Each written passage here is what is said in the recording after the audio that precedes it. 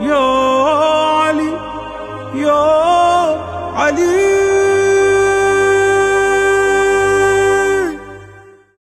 بسم اللہ الرحمن الرحیم. السلام علی اسم اللہ الرضی.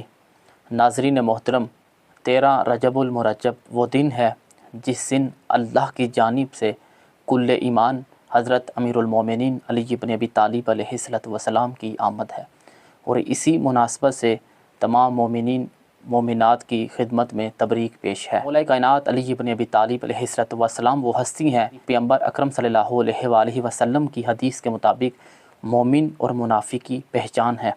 اور مولا کائنات علی بن ابی طالب علیہ السلام کے فضائل مثل بحر ہیں، یہ سمندر کی مثل ہیں کہ جس کی کوئی انتہا نہیں ہے. اور ہم ان فضائل میں سے ایک فضیلت کہ جو خود اللہ کے رسول پاک صلی اللہ علیہ وآلہ وسلم کی لسان پاک سے صادر ہوئی ہے، کتاب غیبت نعمانی سے بیان کریں گے. کتاب غیبت نعمانی بہت عظیم کتاب ہے.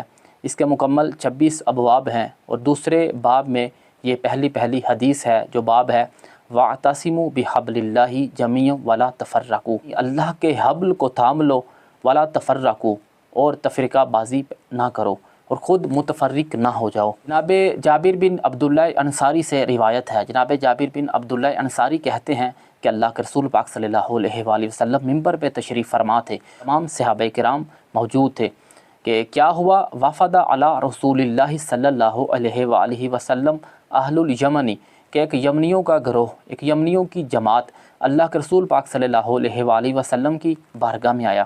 یبوسون بسیسن، وہ خندہ پیشانی تھے. اللہ کے رسول پاک صلی اللہ علیہ وآلہ وسلم نے جیسے ہی انہیں آتا ہوا دیکھا تو صحابہ کرام سے مخاطب ہو کے فرمایا کہ جاءکم اہل الیمنی، کہ آپ کے پاس یمنی لوگ آئے ہیں. پھر اللہ کے رسول پاک صلی اللہ علیہ وآلہ وسلم نے ان کے اوصاف بیان کرنے شروع کیے. پیغمبر نے فرمایا کہ یہ وہ لوگ ہیں رقیقۃ قلوبہم، جو دل کے بڑے نرم ہیں، راسخ ایمانہم، اور ایمان ان کے اندر راسخ ہے، یعنی ایمان میں پختہ ہیں، مضبوط ہیں.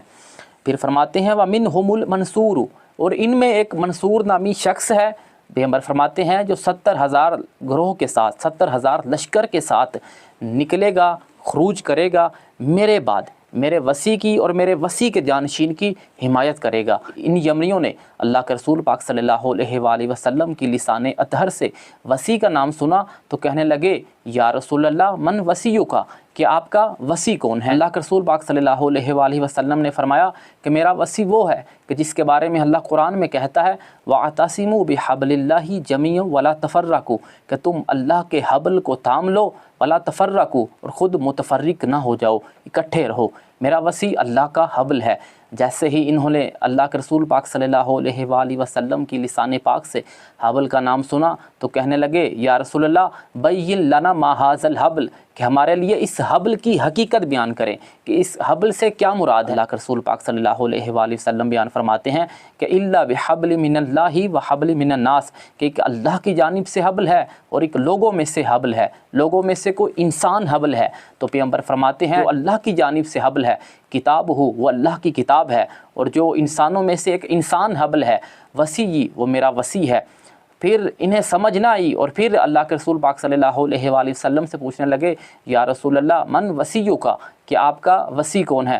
پیغمبر نے پھر قرآن کی آیت تلاوت فرمائی یوم یعض الظالم علی یدیہ، کہ ظالم بروز محشر اپنے ہاتھ کو کاٹتا ہوا کہے گا یقول یا لیتنی اتخذت مع الرسول سبیلا، کاش میں اس پیغمبر کے ساتھ ساتھ سبیل کو بھی تھام لیتا، یہ سبیل ہی میرا وصی ہے. جب انہیں اس بات کی سمجھ نہ آئی کہ اللہ کے رسول پاک صلی اللہ علیہ وآلہ وسلم کا وصی کون ہے، اور پیغمبر ہر سوال کے جواب میں آیت تلاوت کرتے ہیں، اور انہوں نے کیا کیا؟ کہنے لگے اے اللہ کے رسول، آپ کو اس ذات واجب کی قسم جس نے آپ کو نبی بنا کر بھیجا ہے، ہمیں اپنے وصی کا دیدار کروائیں، ہم بڑے اس کے مشتاق ہیں، ہم اس کا بڑا اشتیاق رکھتے ہیں. اللہ کے رسول پاک صلی اللہ علیہ وآلہ وسلم بیان فرماتے ہیں کہ میرا وصی وہ ہے هو الذی جعلہ اللہ آیۃ للمؤمنین المتوسمین، میرا وصی وہ ہے کہ جسے اللہ نے تمام مومنین کے لیے آیت اللہ بنا کر بھیجا ہے، یعنی وہ اللہ کی نشانی ہے، اللہ کی آیت ہے. تم الیہ، اگر تم میرے وصی کی جانب نگاہ کرو گے تو تم پہچان جاؤ گے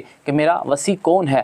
تو ایسا کرو، تم اپنی جگہ سے اٹھو، اور صفوں کو چیرو، صفوں میں ہر ایک شخص کی جانب دیکھو، جس جانب تمہارے دل جھک جائیں وہی میرا وسیع ہے۔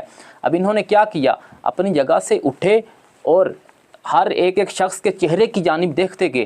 دیکھتے دیکھتے ایک ایسے مرد خدا، ایک انسان الہی کی جانب ان کی نگاہیں جھک گئی کہ جس کا چہرہ وجہ اللہ تھا، جس کی آنکھیں عین اللہ تھی، جس کے کان اذن اللہ تھے۔ یعنی انہوں نے حضرت امیر المومنین علی بن ابی طالب علیہ السلام کو پہچان لیا۔ جیسے ہی اللہ کے رسول پاک صلی اللہ علیہ وآلہ وسلم نے ان کی اس حالت کو دیکھا کہ انہوں نے میرے وسیع کو پہچان لیا ہے، یمنیوں سے مخاطب ہو کر فرماتے ہیں بتاؤ کہ تم نے کیسے میرے وسیع کو پہچانا؟ کہنے لگے یا رسول اللہ، ہم نے ہر ایک شخص کے چہرے کی جانب دیکھا تو ہمارے دل مطمئن نہیں ہوئے تھے اور ہمارے دل نہیں جھکے تھے۔ جیسے ہی ہم نے آپ کے وسیع کی جانب نگاہیں کی تو پھر کیا ہوا، راجفت قلوبنا، تو ہمارے قلوب ان کی جانب میل کھانے لگے، ان کی جانب تمایل کرنے لگے۔ ثم اطمأنت نفوسنا، اور ہمارے نفس مطمئن ہونے لگے۔ وانجاشت اقبادنا، اور ہمارے جگر پھٹنے لگے۔ وحملت اعیننا، اور ہماری آنکھوں سے آنسو بہنے لگے۔ ایسا لگا حتیٰ کأنہ لنا ابن، کہ جیسے وہ ہمارے باپ ہیں، ونحن لہ بنون، اور ہم ان کے بیٹے ہیں۔ یعنی انہوں نے اللہ کے رسول پاک صلی اللہ علیہ وآلہ وسلم کے وسیع کو کس انداز سے پہچانا، اور قرآن کی یہ واضح آیات ہیں۔ آج ہر جوان اپنی جگہ پہ سوال کرتا ہے کہ ہم اللہ کے رسول پاک صلی اللہ علیہ وآلہ وسلم کے وسیع کو کس انداز سے پہچانے، تو میرے نبی نے معیار بتا دیا۔ یعنی وصایت کے اعتبار سے جب بھی کبھی تمہیں مشکل پیش آئے تو تم پہچان سکتے ہو، جس کی جانب تمہارا دل جھکے، تمہاری آنکھوں میں آنسو آنے لگے، دیکھ کر ان کی جانب تمہارے دل یعنی تمایل کھائے، سمجھو کہ وہی میرا وسیع ہے۔ اور خدا کی قسم جو بھی ائمہ معصومین علیہم السلام کے حرم میں جاتا ہے یقیناً اس کا دل جھکتا ہے، اس لیے کہ وہ اللہ کا حرم ہے، اس لیے کہ وہ کائنات کا جوہر ہے، کائنات کا مرکز ہے۔ چاہے وہ نجف اشرف ہو، چاہے وہ کربلا معلیٰ ہو، یا کاظمین و سامرہ ہو، یا مشہد مقدس ہو، یہ تمام اللہ کی حجتیں ہیں، یہ قلب الہی ہیں۔ علیکم السلام ورحمۃ اللہ وبرکاتہ۔ صاحب الزمان الأجل